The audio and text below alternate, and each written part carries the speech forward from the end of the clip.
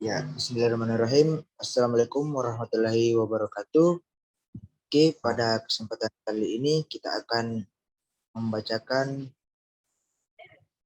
model analisis menggunakan metode USD Project pada proyek keempat, yang dimana pada materi pertama akan dibacakan oleh saudara saya yang bernama Saudara Yusman.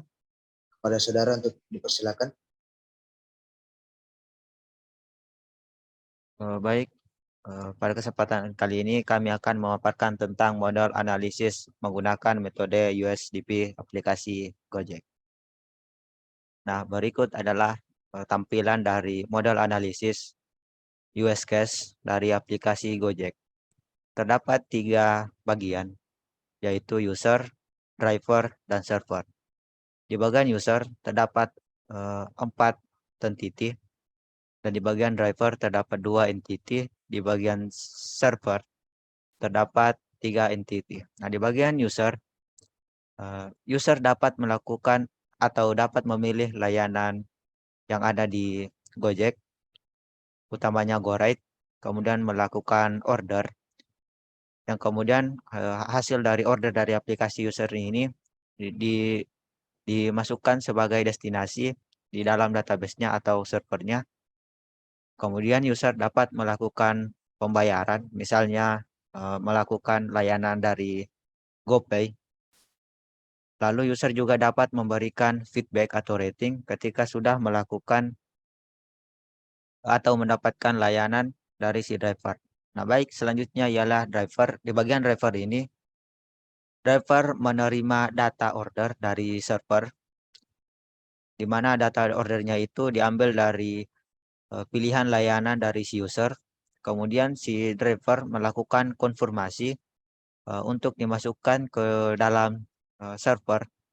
Nah, selanjutnya ialah di bagian server. Nah, di bagian server ini terdapat 3 entity, yaitu mengambil pemasukan, kemudian mengirim order ke driver. Yang selanjutnya si driver akan menerima layanan tersebut lalu ke tempat tujuan si user.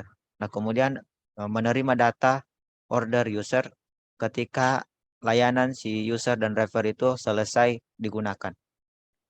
Oke, next. Oke, selanjutnya akan dipaparkan oleh saudara Ferry Ardi Winata. Baiklah, oke, saya akan membacakan model analisis user case dalam bentuk tabelnya. Nama skenario. Calon penumpang memilih atau membatalkan dan mengubah pesan Gojek. Deskripsi singkat menjelaskan bagaimana penumpang memilih, membatalkan, dan mengubah pesanan Gojek. Trigger. Penumpang memesan, membatalkan, dan mengubah pesanan Gojek melalui opsi pilihan yang tersedia. Type. Eksternal temporal.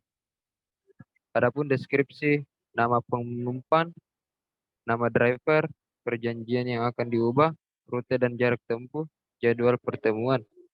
Input nama sumber, penumpang, driver, penumpang, map, penumpang. Deskripsi, pemesanan pertemuan, pemesanan pertemuan, tempat pertemuan yang dituju, waktu pertemuan.